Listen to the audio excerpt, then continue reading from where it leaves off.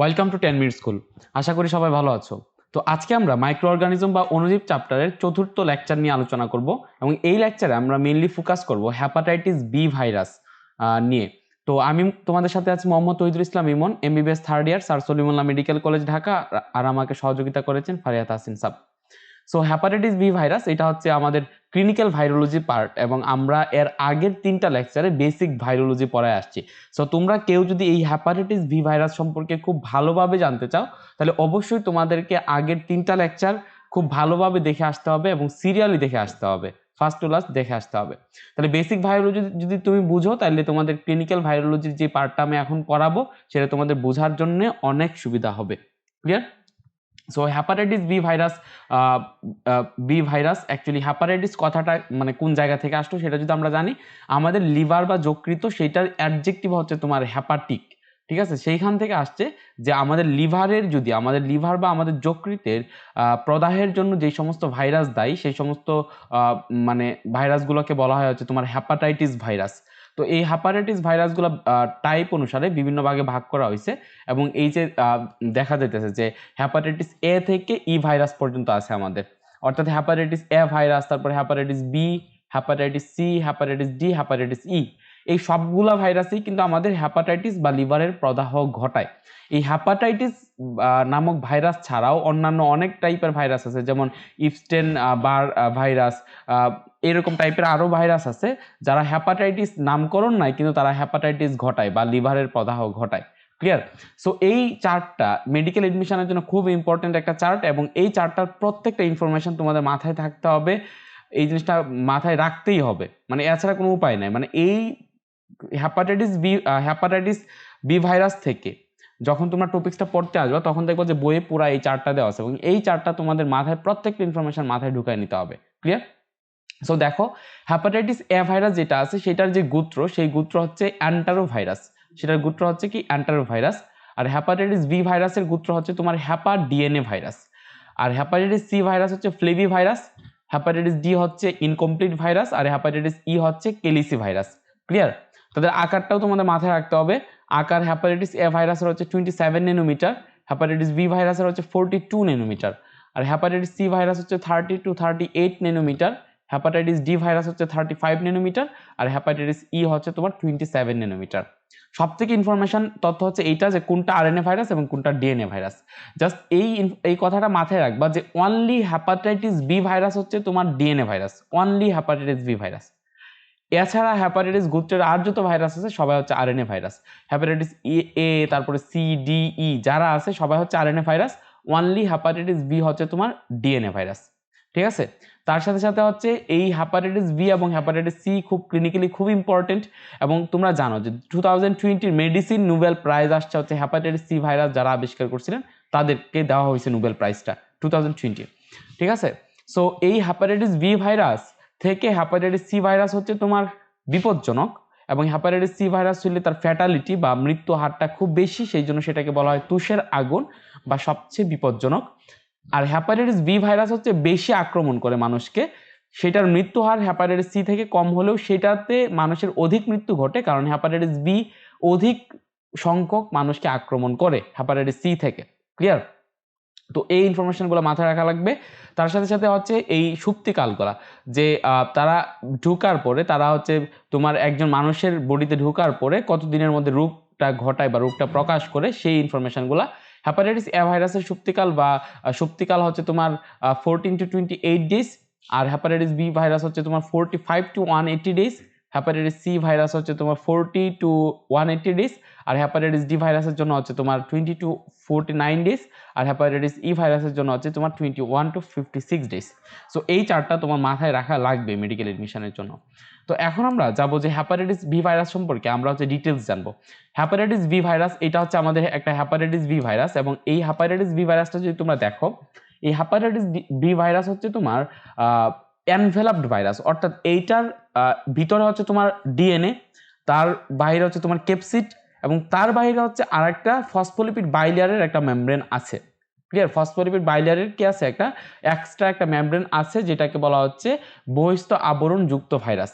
এবং আমরা basic virology যখন পড়াচ্ছিলাম তখন আমরা বলতেছিলাম যে বহিস্থ আবরণ যে সমস্ত ভাইরাসে থাকবে তাদের ছড়ানোর, তাদের ট্রান্সমিশনের তোমার প্রক্রিয়াটা হবে যে সেক্সুয়াল কন্ট্যাক্ট, ডিরেক্ট কন্ট্যাক্ট, ওর তোমার মানে পানি ছাড়া অন্যান্য মাধ্যমগুলোতে তারা মানে ছড়াবে, ঠিক আছে? তো এই হেপাটাইটিস বি ভাইরাসের একটা বহিস্থ আবরণ আছে যেটা ফসফোলিপিড বাইলেয়ারের তৈরি, এবং সেটা সে যখন লাইটিক সাইকেল ঘটায় তখন সে কোষ থেকে চুরি করে নিয়ে আসে। তো এই হেপাটাইটিস বি ভাইরাসের অনেকগুলো অ্যান্টিজেন আছে যেগুলো আমাদের জানা থাকা লাগবে, যে এই হেপাটাইটিস বি ভাইরাসের সারফেসের মধ্যে অর্থাৎ বাহিরের সারফেসের মধ্যে যেই অ্যান্টিজেনগুলো থাকে সেগুলোকে বলা হয় হচ্ছে তোমার hepatitis B virus surface antigen. এটাকে আমরা লিখে হচ্ছে এইভাবে HBS তারপরে AG, অর্থাৎ এইচটা হচ্ছে হেপাটাইটিস, বিটা হচ্ছে বি, এসটা হচ্ছে তোমার সারফেস, এজিটা হচ্ছে অ্যান্টিজেন, ঠিক আছে? আর হচ্ছে ভিতরে যে ক্যাপসিড আছে, অর্থাৎ আমরা তো জানি ভাইরাসের স্ট্রাকচার বলতে গেলে হচ্ছে যে সেইখানে ডিএনএ বা আরএনএ জেনেটিক ম্যাটেরিয়ালস থাকবে, সেটা হচ্ছে ক্যাপসিড দ্বারা আবৃত থাকবে। সো এখানে যে ক্যাপসিড আছে সেই ক্যাপসিডের মধ্যে একটা অ্যান্টিজেন আছে যেটাকে বলা হয় কোর অ্যান্টিজেন, অর্থাৎ এটা কোরে সীমাবদ্ধ, ঠিক আছে? Core antigen. সো সেটাকে বলা হয় হচ্ছে HBCAG, অর্থাৎ হেপাটাইটিস বি, দেন সিতে হচ্ছে কোর, এজিতে হচ্ছে অ্যান্টিজেন। আরও বিভিন্ন টাইপের অ্যান্টিজেন আছে, এটা হচ্ছে মোস্ট ইম্পর্টেন্ট অ্যান্টিজেন যেটা আমাদের জানা থাকা লাগবে, সেটা হচ্ছে HBX, ঠিক আছে? এই HBX যে অ্যান্টিজেন আছে সেটাকে হচ্ছে হেপাটাইটিস BX, এটা হচ্ছে ক্যান্সার ঘটায়, অর্থাৎ এই হেপাটাইটিস অর্থাৎ লিভারের ক্যান্সার ঘটানোর জন্য দায়ী হচ্ছে তোমার এই প্রোটিনটা, এবং এই প্রোটিনটা মেইনলি তোমার আরএনএর যে তোমার ট্রান্সক্রিপশন আছে সেটার একটা ফ্যাক্টর হিসেবে কাজ করে, ট্রান্সক্রিপশনাল ফ্যাক্টর হিসেবে কাজ করে নর্মালি, বাট সেটা যখন লিভারকে আক্রমণ করে তখন সেটা ক্যান্সার ঘটায়। এখন সেটা কিভাবে ক্যান্সার ঘটায় HBX সেটা আমি এখন দেখাবো। সো ক্যান্সার ঘটানোর আগের স্টেজটা হচ্ছে তোমার টিউমার। সো আমরা যদি টিউমার সম্পর্কে একটু বেসিক ধারণা নিতে পারি তাহলে আমরা বুঝতে পারবো যে অ্যাকচুয়ালি ক্যান্সার কি। সো টিউমার তোমাকে যদি বলা হয় যে ভাই টিউমার কি, তাহলে তোমাদের প্রথমে মাথায় ভেসে উঠবে যে মানে মানে একটা হঠাৎ করে একটা জায়গায় মাংসখণ্ড খুব বেশি বেড়ে গেছে, ওইরকম টাইপের তোমাদের একটা চিত্র মাথায় ভেসে উঠবে। অর্থাৎ আমাদের সেলগুলার যে ডিভিশন ঘটে সেটা একটা নর্মাল একটা টাইম মেনটেন করে ডিভিশন ঘটে। দেখো তোমার চুল যেই হারে বাড়তেছে তোমার নখ কিন্তু সেই হারে বাড়তেছে না, আবার তোমার বডি কিন্তু সেই হারে বাড়তেছে না। অর্থাৎ এই যে প্রতিটা সেল যে মাইটোসিস ডিভিশন ঘটায়, সেই মাইটোসিস ডিভিশন ঘটানো তাদের একটা তোমার রুলস মেনটেন করতে হয়, একটা টাইম মেনটেন করতে হয়, এবং প্রতিটা সেলের সেই টাইমটা মেনটেন করার জন্য যে প্রোটিনটা দায়ী সেটা হচ্ছে P53 প্রোটিন। অর্থাৎ P53 protein controls the normal cell division process. আমার একটা সেল চাইলেই আজকে একদিনে সে 3000 বার বিভাজিত হয়ে যেতে পারবে না, তার একটু টাইম নিয়ে বিভাজিত হইতে হবে। অর্থাৎ সে ধরো যে 3 দিনে একবার বিভাজিত হবে, এরকম একটা টাইম বেঁধে দেওয়া আছে। তো ঠিক আছে, সো এইটা কন্ট্রোল করতেছে হচ্ছে P53 প্রোটিন, অর্থাৎ নর্মাল রেটে সেল ডিভিশন ঘটতেছে। এখন দেখো তোমার চুল যেই হারে বাড়তেছে, তোমার দাঁত যদি সেই হারে বাড়তো তাহলে তুমি কনসিকুয়েন্সটা চিন্তা করো, মানে মানে পুরো একটা অ্যাবনর্মাল একটা কন্ডিশন ক্রিয়েট হয়ে যেত। সো টিউমার হচ্ছে ঠিক এই টিউমার হচ্ছে সেই কন্ডিশনটাই যেই কন্ডিশনে আমাদের যে সেল ডিভিশন, সেই সেল ডিভিশনের যে ব্রেকিং পয়েন্টগুলো থাকে সেই ব্রেকটা থাকে না, সেটা ইচ্ছা মতো বিভাজিত হইতে থাকে, কোনো টাইম মেনটেন করে না, এবং বিভাজিত হইতে হইতে কোনো একটা পার্টস ইরিগুলারলি বিভাজিত হয় এবং স্পন্টিনিয়াসলি খুব বেশি বিভাজিত হয়, যে কারণে একটা আলাদা একটা মাংসপিণ্ড সেখানে গড়ে ওঠে। ক্লিয়ার? সো সেই নর্মাল সেল ডিভিশনটা কন্ট্রোল করা হচ্ছে P53 প্রোটিন। বাট এই HBX কি করে, অর্থাৎ হেপাটাইটিস বি ভাইরাসের যে এক্স প্রোটিনটা যেটা আছে সেই প্রোটিনটা কি করে, এই P53 প্রোটিনটাকে সেটা হচ্ছে ডেস্ট্রয় করে দেয়।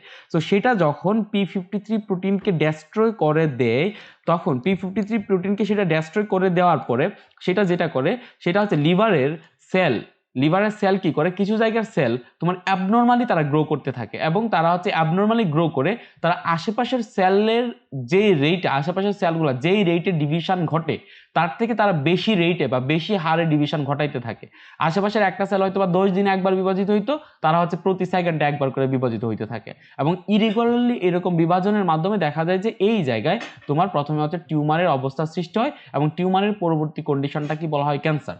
সো এটাই হচ্ছে HBX, অর্থাৎ হেপাটাইটিস বি ভাইরাসের যে এক্স যে অ্যান্টিজেন আছে সেই এক্স অ্যান্টিজেন আলটিমেটলি কি ঘটায়, এক্স অ্যান্টিজেন আলটিমেটলি হচ্ছে ক্যান্সার, লিভারের ক্যান্সার ঘটানোর জন্য দায়ী।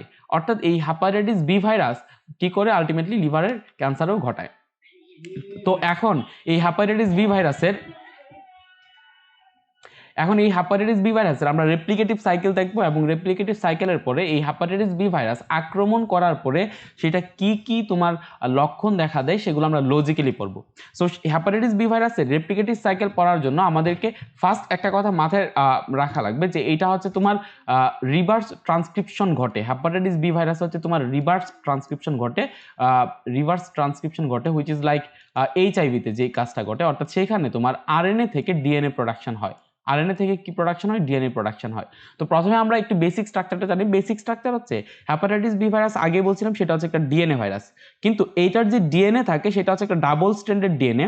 কিন্তু মেইন ডিফারেন্সটা হচ্ছে যে এটা ডাবল স্ট্র্যান্ডেড ডিএনএ হইলেও এটার যে ডাবল স্ট্র্যান্ড সেটা কমপ্লিট না, অর্থাৎ সেটার ডাবল স্ট্র্যান্ড হচ্ছে ইনকমপ্লিট। অর্থাৎ এই যে দেখো এখানে যেই ডাবল স্ট্র্যান্ড আছে, একটা স্ট্র্যান্ড কমপ্লিট কিন্তু আরেকটা স্ট্র্যান্ড হচ্ছে ইনকমপ্লিট, অর্থাৎ এটাকে আমরা বলতে পারি ইনকমপ্লিট ডাবল স্ট্র্যান্ডেড ডিএনএ। তো ইনকমপ্লিট একটা ডাবল স্ট্র্যান্ডেড ডিএনএ থাকে। ইনকমপ্লিট ডাবল স্ট্র্যান্ডেড ডিএনএ এর বাইরে তোমার হচ্ছে এই জায়গায় একটা ক্যাপসিড থাকে। তো ক্যাপসিড থাকে, আমরা জানি যে এটা হচ্ছে একটা নর্মাল একটা প্রসেস। এটা হচ্ছে এইখানে কি থাকবে? ক্যাপসিড থাকবে। সো এখানে ক্যাপসিড থাকে। এই ক্যাপসিডের বাইরে যেটা আমি বললাম যে হেপাটাইটিস বি ভাইরাস ছড়ানোর জন্য সেক্সুয়াল কন্ট্যাক্ট দায়ী বা ডিরেক্ট কন্ট্যাক্ট দায়ী। সো এই সেক্সুয়াল কন্ট্যাক্ট যেহেতু দায়ী, সো সেটার বাইরে একটা এনভেলপ থাকবে, যেটা আমরা বেসিক ভাইরোলজিতে পড়াইছিলাম। ঠিক আছে? সো এটার বাইরে একটা ফসফোলিপিড বাইলেয়ারের কি থাকে? তোমার ফসফোলিপিড বাইলেয়ারের তোমার একটা লেয়ার থাকে। ফসফোলিপিড বাইলেয়ারের একটা লেয়ার থাকে। জাস্ট আমি ফসফোলিপিড বাইলেয়ারটা জাস্ট এই জায়গায় একটু পার্ট দেখাচ্ছি, বাকিটাকে এভাবে দিয়ে দিব। ওকে, সো এভাবে দিয়ে দিব। এটা হচ্ছে ফসফোলিপিড বাইলেয়ারের তৈরি। ক্লিয়ার? তো ফসফোলিপিড বাইলেয়ার এরকম থাকে। আর যে অ্যান্টিজেনগুলো থাকে সেগুলো তো বললাম, এখানে সারফেস অ্যান্টিজেন থাকে আর এখানে কোর অ্যান্টিজেন থাকে, এখানে হচ্ছে HBx অ্যান্টিজেন থাকে। ক্লিয়ার? তো এটা হচ্ছে একটা হেপাটাইটিস বি ভাইরাস। তো এটা কি করে? এটা যখন লিভার সেলকে অ্যাটাক করে, সো লিভার সেলটাকে আমি এখানে দেখাই, জাস্ট এই চিত্রটা দিয়েও তোমরা বুঝবা, বাট আচ্ছা এই চিত্রটাতে বোঝাই। সো এই হেপাটাইটিস বি ভাইরাস কি করে? ফার্স্ট হচ্ছে এটার অ্যাটাচমেন্ট ঘটে, আমরা লাইটিক সাইকেলে যেটা পড়তেছিলাম, এখানেও হেপাটাইটিস বি ভাইরাস হচ্ছে লাইটিক সাইকেল ঘটাবে। এখানে হেপাটাইটিস বি ভাইরাস কি ঘটাবে? লাইটিক সাইকেল ঘটাবে। সো লাইটিক সাইকেলের জন্য কি করবে সে? এখানে হচ্ছে প্রথমে হচ্ছে ফার্স্ট হচ্ছে অ্যাটাচমেন্ট ঘটবে। অ্যাটাচমেন্টের পরে এই হেপাটাইটিস বি ভাইরাসটা হচ্ছে পুরাটা ভিতরে ঢুকে যাবে, কোষের ভিতরে ঢুকে যাবে, লিভার সেলের ভিতরে ঢুকে যাবে। এবং লিভার সেলের ভিতরে ঢোকার পরে যেটা ঘটবে সেটা হচ্ছে এইখানে হোস্ট সেল যেটা আছে, অর্থাৎ এই হোস্ট সেল মানে এখানে লিভার সেল, এটা হচ্ছে লিভারের সেল। এই লিভারের সেলের ডিএনএ পলিমারেজ এনজাইম, লিভারের সেলের ডিএনএ পলিমারেজ এনজাইম এইটার যে ইনকমপ্লিট পার্ট আছে সেই ইনকমপ্লিট পার্টটাকে কমপ্লিট করে দিবে। অর্থাৎ এটাকে একটা কমপ্লিট ডাবল স্ট্র্যান্ডেড ডিএনএ বানাবে। এটা কি করবে? কমপ্লিট ডাবল স্ট্র্যান্ডেড ডিএনএ বানাবে। এটা এখন কমপ্লিট হয়ে যাবে, অর্থাৎ কমপ্লিট হয়ে গেল, অর্থাৎ এখন এটাকে কমপ্লিট ডাবল স্ট্র্যান্ডেড ডিএনএ। এইটার মধ্যে একটা হচ্ছে নেগেটিভ সেন্স আর একটা হচ্ছে পজিটিভ সেন্স। তো ভিতরটা হচ্ছে নেগেটিভ সেন্স আর একটা হচ্ছে বাইরেটা হচ্ছে পজিটিভ পোলারিটির। ঠিক আছে? সো এই নেগেটিভ সেন্সটাকে তখন যেটা করবে, এই নেগেটিভ সেন্সটাকে ভিত্তি করে এইখান থেকে তোমার এমআরএনএ প্রোডাকশন হবে। এখান থেকে কি প্রোডাকশন হবে? এমআরএনএ প্রোডাকশন হবে। কেন এমআরএনএ প্রোডাকশন হবে? কারণ লাইটিক সাইকেলে আমরা জানতেছিলাম যে একটা ভাইরাস যখন কোনো একটা সেলকে অ্যাটাক করে তখন তার উদ্দেশ্যটাই থাকে সে যেন নতুন ভাইরাস প্রোডাকশন করতে পারে, নিউ ভাইরাস প্রোডাকশন করতে পারে। অ্যান্ড নিউ ভাইরাস যদি সে প্রোডাকশন করতে চায় তাহলে দুইটা কম্পোনেন্ট লাগবে। একটা হচ্ছে নিউ, এখানে ডিএনএ যেহেতু ডিএনএ ভাইরাস, সো আমাদের নিউ ডিএনএ লাগবে, প্লাস আমাদের কি লাগবে? নিউ ক্যাপসিড লাগবে। অর্থাৎ নিউ ক্যাপসিড তৈরি হয় প্রোটিন দ্বারা, সো প্রোটিন লাগবে। আর প্রোটিন তৈরির প্রসেসটাকে বলা হয় ট্রান্সলেশন প্রসেস। কিভাবে তৈরি হয়? প্রথমে হচ্ছে ডিএনএ থেকে এমআরএনএ প্রোডাকশন হয়, সেই এই প্রক্রিয়াটাকে বলা হয় হচ্ছে তোমার ট্রান্সক্রিপশন। এই প্রক্রিয়াটাকে কি বলা হয়? ট্রান্সক্রিপশন। সেই এমআরএনএ থেকে তার পরবর্তীতে কি প্রোডাকশন হয় ভাই? প্রোটিন প্রোডাকশন হয়। সেই এমআরএনএ থেকে তার পরবর্তীতে কি প্রোডাকশন হয়? প্রোটিন। তো এই প্রক্রিয়াটাকে বলা হয় হচ্ছে ট্রান্সলেশন। সো এখন এই ভাইরাসটা যদি তার এই কোর প্রোটিন যদি সে তৈরি করতে চায়, ক্যাপসিডের প্রোটিন যদি সে তৈরি করতে চায়, তাহলে অবশ্যই তাকে ট্রান্সলেশন ঘটাইতে হবে। এন্ড সেই ট্রান্সলেশন ঘটানোর জন্য তার এই ডিএনএ থেকে এমআরএনএ তৈরি করতে হবে এবং এমআরএনএ থেকে প্রোটিন তৈরি করতে হবে। সো এখানে নেগেটিভ সেন্সের যেই তোমার ইয়াটা আছে, তোমার ডিএনএটা আছে, নেগেটিভ যে স্ট্র্যান্ড আছে, সেই নেগেটিভ স্ট্র্যান্ডকে সেটাকে বেস ধরে আরএনএ পলিমারেজ কি করে? একটা এমআরএনএ তৈরি করে দেয়। এটা কি করে দেয়? এমআরএনএ তৈরি করে দেয়। এবং সেই এমআরএনএটা তারপরে কি করে ভাইয়া? এই এমআরএনএটা এখন কি করে? এই এমআরএনএটা হচ্ছে এখন তোমার ট্রান্সলেশনে ঢুকে এটার উপরে আসে রাইবোজোম বসে এবং সে হচ্ছে এরকমভাবে ক্যাপসিডের যে প্রোটিন আছে সেই ক্যাপসিডের প্রোটিন প্রোডাকশন করতে থাকে। এটা কি করতে থাকে? ক্যাপসিডের প্রোটিন কি করতে থাকে? সে প্রোডাকশন করতে থাকে। ক্যাপসিডের প্রোটিন কালারটা কি ছিল? এই কালারটা ছিল মেবি। ওকে, সো এরকমভাবে ক্যাপসিডের প্রোটিন সে প্রোডাকশন করতে থাকে। তাহলে দেখো আমাদের এখন ক্যাপসিড হইলো, আমরা যদি নিউ একটা ভাইরাস তৈরি করতে চাই আমাদের কি লাগবে? ক্যাপসিড লাগবে, ডিএনএ লাগবে, আর এটা যেহেতু একটা এনভেলপড ভাইরাস সেহেতু আমাদের কি লাগবে? ফসফোলিপিড বাইলেয়ার লাগবে। সো ধরো আমরা এখানে অনেকগুলো ক্যাপসিড তৈরি করে ফেললাম, কিভাবে? ট্রান্সলেশনের মাধ্যমে। ক্লিয়ার? নিউ প্রোটিন প্রোডাকশন করলাম। এখন আমাদের কি লাগবে? আমরা যদি একটা নতুন ভাইরাস তৈরি করতে চাই এখন আমাদের কি লাগবে? ভিতরে ডিএনএ লাগবে, অর্থাৎ যেহেতু আমরা ডিএনএ লাগবে, সো এখন ডিএনএ রেপ্লিকেশন ঘটাইতে হবে। কিন্তু এইখানের যে ডিএনএ রেপ্লিকেশন সেটা নর্মাল প্রসেসে ঘটে না, অর্থাৎ একটা ডিএনএ সরাসরি রেপ্লিকেশন করে না। যেটা হয় সেটা হচ্ছে এইখানের এই পুরা যে নেগেটিভ সেন্সের যে স্ট্র্যান্ডটা আছে সেই নেগেটিভ সেন্স স্ট্র্যান্ডটার পুরাটাকে বেস ধরে একটা আরএনএ তৈরি হয়। এটা কিন্তু এমআরএনএ না, এটা একটা নর্মাল আরএনএ, জাস্ট একটা নর্মাল আরএনএ তৈরি হয় এবং এইখানে যে আরএনএটা তৈরি হয় সেটা পুরাটা নেগেটিভ স্ট্র্যান্ডকে বেস করে। তাহলে এখানে যেটা হয় সেটা হচ্ছে পুরা নেগেটিভ স্ট্র্যান্ডটাকে বেস করে পুরো একটা আরএনএ তৈরি হয়। সেই আরএনএটাকে টেমপ্লেট ধরে একটা ডিএনএ প্রোডাকশন হয়। সেই আরএনএটা অর্থাৎ আরএনএটার কমপ্লিমেন্টারি একটা ডিএনএ প্রোডাকশন হয়। সেই ডিএনএটাকে বেস ধরে অর্থাৎ সেই ডিএনএটাকে টেমপ্লেট ধরে আরেকটা স্ট্র্যান্ডের ডিএনএ প্রোডাকশন হয়, বাট সেটা ইনকমপ্লিট, সেটা এটা থেকে ছোট হয় এবং ইনকমপ্লিট হয় এবং দুইটা এরকমভাবে ফোল্ড করে। সো ফোল্ড করলে আবার আমরা কি পাচ্ছি? তাহলে ইনকমপ্লিট ডিএনএ পাচ্ছি। তার মানে এইখানে যে কাজটা হচ্ছে সেটা হচ্ছে নর্মালি আমরা জানতাম যে ডিএনএ থেকে আরএনএ তৈরি হয়। নর্মাল প্রসেস হচ্ছে যে ডিএনএ থেকে, নট এমআরএনএ, ডিএনএ থেকে সকল ধরনের আরএনএ প্রোডাকশন হয়, টিআরএনএ, তারপরে small nuclear RNA, any types of RNA is produced from DNA. So এটা ছিল normal process and this process was called as transcription. And সেইখানে যে এনজাইমগুলো কাজে লাগতেছিল সেই এনজাইমগুলোকে বলা হচ্ছিল তোমার ট্রান্সক্রিপ্টেজ এনজাইম। তো এখানে যেটা হলো সেটা দেখা গেল যে এখানে তোমার নতুন যে ডিএনএটা আমরা প্রোডাকশন করলাম সেই ডিএনএটা প্রোডাকশন করার জন্য আমরা ইন্টারমিডিয়েট হিসেবে আরএনএ রাখা হয়েছে, অর্থাৎ প্রথমে সেই ডিএনএ থেকে আরএনএ প্রোডাকশন হয়েছে, সেই আরএনএ থেকে তার পরবর্তীতে আমরা যখন নতুন ফাইনাল ডিএনএটা প্রোডাকশন করতে গেলাম, ফাইনাল ডিএনএটা প্রোডাকশন করা হয়েছে হচ্ছে ডিএনএ থেকে, আরএনএ থেকে, অর্থাৎ সেই আরএনএটা থেকে একটা ডিএনএ একটা স্ট্র্যান্ড তৈরি করছি, সেটার কমপ্লিমেন্টারি আরেকটা স্ট্র্যান্ড তৈরি করছি। দ্যাট মিনস আমরা এখানে আরএনএ থেকে ডিএনএ প্রোডাকশন করতেছি। সো দিস মানে এই যে নরমালি ডিএনএ থেকে আরএনএ প্রোডাকশন হয়, this process was called as transcription. আর এখানে আরএনএ থেকে ডিএনএ প্রোডাকশন হচ্ছে যে প্রসেসটাকে বলা হবে হচ্ছে তোমার রিভার্স ট্রান্সক্রিপশন। এবং এইখানে যেই এনজাইমটা কাজে লাগবে সেই এনজাইমটাকে বলা হবে রিভার্স ট্রান্সক্রিপ্টেজ এনজাইম।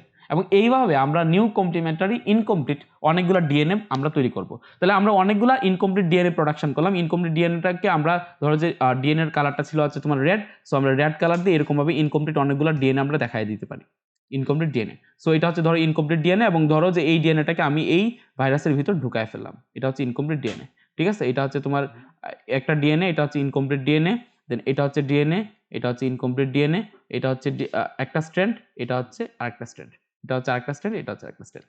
দেখো আমাদের কিন্তু নতুন যে ভাইরাসগুলো যেগুলো হচ্ছে সেই নতুন ভাইরাসের এখন আমরা ক্যাপসিড আছে, ডিএনএ আছে, এখন আমাদের যেটা লাগবে সেটা হচ্ছে ফসফোলিপিড লেয়ার লাগবে। সো এরা যেটা করে সেটা হচ্ছে এরা এই যে লিভার সেল, আমরা জানি যে নর্মালি একটা সেল ফসফোলিপিড বাইলেয়ার দ্বারা তৈরি, আমাদের বডির যে কোনো সেল কি দ্বারা তৈরি? ফসফোলিপিড বাইলেয়ারের তৈরি। সো এটা যেটা করবে এইখানের যেই এটা আছে এটা কি বলে, এখানের যেই ক্যাপসিড সমন্বিত যেই ভাইরাসটা আছে সেই ভাইরাসটা কি করবে? এই দেয়ালটাকে পুশ করবে এবং পুশ করে সে এরকমভাবে এই দেয়ালটাকে যদি পুশ করে সে এরকমভাবে তার বাইরের দিকে এরকম এই ফসফোলিপিড বাইলেয়ারের একটা মেমব্রেন এরকমভাবে ঘিরে ফেলবে এবং তারপরে সেটা হচ্ছে এই ফসফোলিপিড বাইলেয়ারটাকে নিয়ে সে হচ্ছে বাইরে চলে আসবে এবং তার বাইরে এরকমভাবে এখন একটা ফসফোলিপিড বাইলেয়ারের একটা এনভেলপ তৈরি হবে। ক্লিয়ার? সো নর্মালি আমরা ভাইরাসে যে ফসফোলিপিড বাইলেয়ারটা দেখি সেটা কিন্তু তার নিজস্ব না, সে কিন্তু সেটা অন্য পোষক কোষ থেকে সে সেটা নিয়ে আসে। ক্লিয়ার? সো এখন আমরা এরকমভাবে অনেকগুলো কমপ্লিট আমরা ভাইরাস পাবো, অর্থাৎ এইভাবে লাইটিক সাইকেলের মাধ্যমে এই হেপাটাইটিস ভি ভাইরাস আলটিমেটলি কি করে? এই হেপাটাইটিস ভি ভাইরাস নতুন ভাইরাস প্রোডাকশন করে এবং এই নতুন ভাইরাসগুলো এখন নতুন যে লিভার সেল আছে সেই লিভার সেলগুলোকে অ্যাটাক করতে থাকে। তো সেটার পরিণতি কি হবে খেয়াল করো। সেটার পরিণতি কি হবে? সেটা পরিণত হচ্ছে যে আমাদের এটা জানার জন্য আমাদের যেটা জানতে হবে সেটা হচ্ছে তোমার পোর্টাল সার্কুলেশন সম্পর্কে আমাদের একটু ধারণা থাকতে হবে এবং পোর্টাল সার্কুলেশন হচ্ছে আমাদের এইচএসসি জুওলজি চ্যাপ্টার 4 এর পড়া। সো পোর্টাল সার্কুলেশনটা জাস্ট তোমাদের একটু জাস্ট বেসিকটা দেই।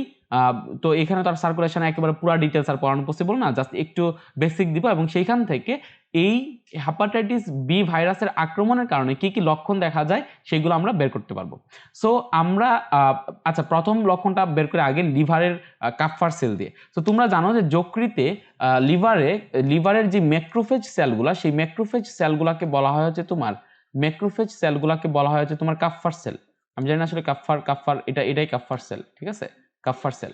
সো এই কাপ্ফার সেলগুলা, ধরো এটা হচ্ছে একটা কাপ্ফার সেল। এই ম্যাক্রোফেজগুলা কি করে, আমরা জানি যে নর্মালি 120 দিন পর পর কি হয়, নর্মালি 120 দিন পর পর তোমার যে আমাদের যে হিমোগ্লোবিন আছে, 120 দিন পর পর আমাদের যে লোহিত রক্তকণিকা আছে, সেই লোহিত রক্তকণিকাগুলো ধ্বংসপ্রাপ্ত হয়। এবং সেই লোহিত রক্তকণিকাগুলো কোন জায়গায় ধ্বংসপ্রাপ্ত হয়? পূর্ণাঙ্গ বয়সে লোহিত রক্তকণিকাগুলো ধ্বংসপ্রাপ্ত হয় হচ্ছে তোমার মানে এই লিভার বা যকৃতে। এবং যকৃতের কাজ যখন তোমরা এইচএসসি জুওলজি চ্যাপ্টার 3 তে পড়বা, যকৃতের কাজের মধ্যে তোমরা গিয়ে পাবা যে 120 দিন পর পর লোহিত রক্তকণিকাগুলো যে ধ্বংসপ্রাপ্ত হয় পূর্ণবয়স্ক অবস্থায়, সেই ধ্বংসপ্রাপ্তটা ঘটে হচ্ছে যকৃতে।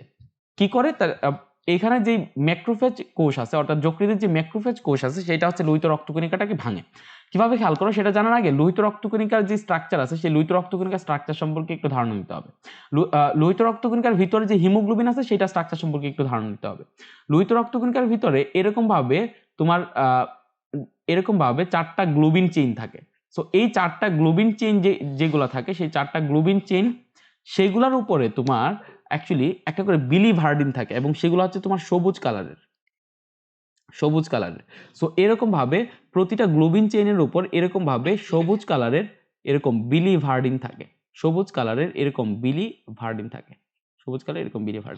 আর এই বিলিভার্ডিনের উপর কি হয়, তোমার বিলিভার্ডিনের উপর, আচ্ছা এটার কালার দেওয়া যায়, আচ্ছা ব্ল্যাক দিয়ে। বিলিভার্ডিনের উপর তোমার এরকম ভাবে, এটা আমি লোহা দিচ্ছি, মানে এই জায়গায় আয়রন থাকে। বিলিভার্ডিনের উপর এই জায়গায় কি থাকে ভাইয়া? আয়রন থাকে। সো এরকম ভাবে আমরা আয়রন দিলাম, বিলিভার্ডিনের উপর আয়রন দিলাম। সো এখন খেয়াল করো, এই পুরা জিনিসটাকে এখন এইচ লাগতেছে, এইচ, ক্লিয়ার? পুরা জিনিসটা দেখো, বড় হাতের এইচ লাগতেছে, ক্যাপিটাল এইচ। সো এখন এই পুরা অংশটাকে বলা হচ্ছে হিম। অর্থাৎ বিলিভার্ডিনের সাথে যখন আয়রন অংশ সংযুক্ত হবে, তখন এটাকে বলা হবে তোমার হিম। তাহলে এখন এই পুরা কমপ্লেক্সটাকে বলা হবে যে তোমার হিম, আর এখানে গ্লোবিন চেইন আছে, সো এই পুরা কমপ্লেক্সটাকে বলা হবে হচ্ছে তোমার হিমোগ্লোবিন।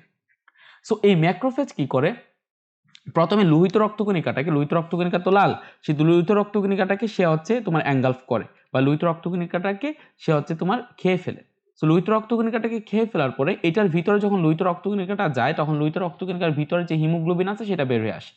এই লোহিত রক্তকণিকার হিমোগ্লোবিন, প্রথমে এই হিম অংশটা আলাদা হয়ে যায় এবং গ্লোবিন অংশটা আলাদা হয়ে যায়। অর্থাৎ প্রথমে হচ্ছে তোমার এই গ্লোবিন অংশটা আলাদা হয়ে যায়, গ্লোবিন অংশগুলো আলাদা হয়ে যায়, আর এইখানে যে হিম পোরশনটা আছে, সেই হিম পোরশনটা হচ্ছে তোমার আলাদা হয়ে যায়। অর্থাৎ এটা ঘটতেছে হচ্ছে তোমার এর ভিতরে, এই কাপ্ফার সেলের ভিতরে, এই হিম অংশটা তোমার হয়ে গেল। তারপরে যেটা হয় সেটা হচ্ছে, ওকে,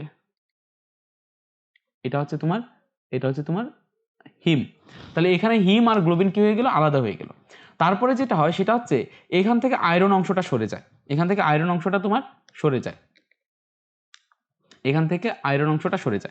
আয়রন অংশটা সরে গেলে যেটা থাকে সেটাকে বলা হয় বিলিভার্ডিন। এই বিলিভার্ডিন কি হয়, তার পরবর্তীতে এই সবুজ বিলিভার্ডিন তার পরবর্তীতে তোমার হলুদ বিলিরুবিনে কনভার্ট হয়। হলুদ কিসে কনভার্ট হয়? বিলিরুবিনে কনভার্ট হয়। হলুদ বিলিরুবিনে কনভার্ট হয়, ইয়েলোস বিলিরুবিনে কনভার্ট হয়। এবং এই পুরো প্রসেসটা ঘটতেছে হচ্ছে তোমার একটা যকৃত কোষের ভিতরে, মানে হচ্ছে তোমার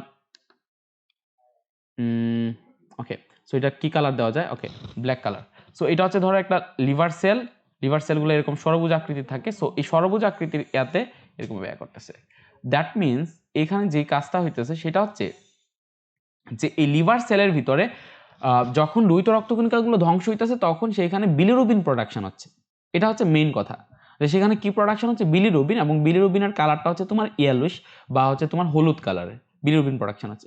সেখানে বিলিরুবিনের কিছুটা অংশ তার পরবর্তীতে আমাদের মূত্রের মাধ্যমে বের হয়ে যায়, কিছু পোরশন ঘামের মাধ্যমে বের হয়ে যায়, এবং বাকি যে পোরশন বিলিরুবিন থাকে, সেই বিলিরুবিনগুলা আমাদের যে লিভার সেল আছে, সেই লিভার সেলের ভিতরে আছে, একটু গাঢ় কালার দিয়ে লিভার সেলের ভিতরে সঞ্চিত অবস্থায় থাকে। অর্থাৎ ধরো এগুলো হচ্ছে বিলিরুবিন, এরকম ভাবে সঞ্চিত অবস্থায় এই জায়গায় আছে বিলিরুবিন, এরকম ভাবে সঞ্চিত অবস্থায় থাকে, বিলিরুবিন সঞ্চিত অবস্থায় আছে। ক্লিয়ার? সো এই বিলিরুবিনের উৎসটা কি? বিলিরুবিনের উৎসটা হচ্ছে লোহিত রক্তকণিকা ধ্বংসপ্রাপ্ত হওয়ার পরে যে হিমোগ্লোবিন থাকে সেই হিমোগ্লোবিনগুলা থেকেই অ্যাকচুয়ালি আসে কি বিলিরুবিন। ক্লিয়ার? বিলিরুবিন।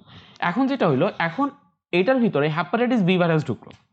এইটার ভিতরে হেপাটাইটিস বি ভাইরাস ঢুকে যেটা করলো সেটা হচ্ছে এই হেপাটাইটিস বি ভাইরাস ঢুকে এইটার যেই লাইটিক সাইকেল ঘটাইতে থাকলো।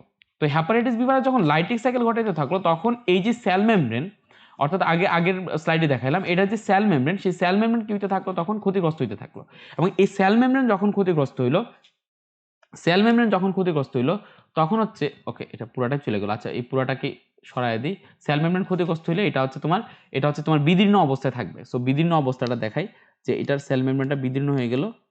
ওকে, সো জাস্ট এটা, ওকে, সো এটা হচ্ছে এরকম এরকম এরকম দেন এরকম দেন এরকম এরকম বিদীর্ণ হয়ে গেল আছে আর কি, ঠিক আছে, এরকম এরকম বিদীর্ণ হয়ে গেল।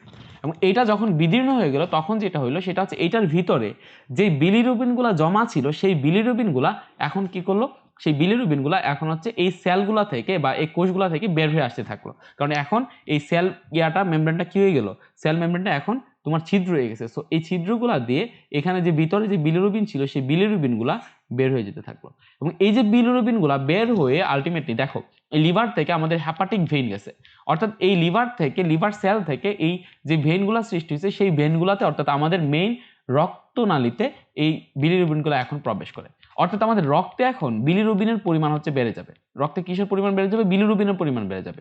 এবং এই রক্ত দিয়ে যখন এই রক্ত যখন আমাদের পুরা বডিতে ছড়ায় যাবে, এই হার্টে আসার পর যখন সেটা পুরা বডিতে ছড়ায় যাবে, তখন আমাদের পুরা বডির রক্তে, অর্থাৎ পুরা শরীরের রক্তে বিলিরুবিনের পরিমাণ বেড়ে যাবে। এবং পুরা শরীরের রক্তে যখন বিলিরুবিনের পরিমাণ বেড়ে যাবে এবং এক্সেসিভ বিলিরুবিন যখন হয়ে যাবে পুরা রক্তের মধ্যে, এবং বিলিরুবিনের কালার যেহেতু হলুদ, সো আমাদের এখন আমাদের এখন ত্বক কিছুটা হলুদ কালার দেখা যাবে, আমাদের জিহ্বা কিছুটা হলুদ কালার দেখা যাবে।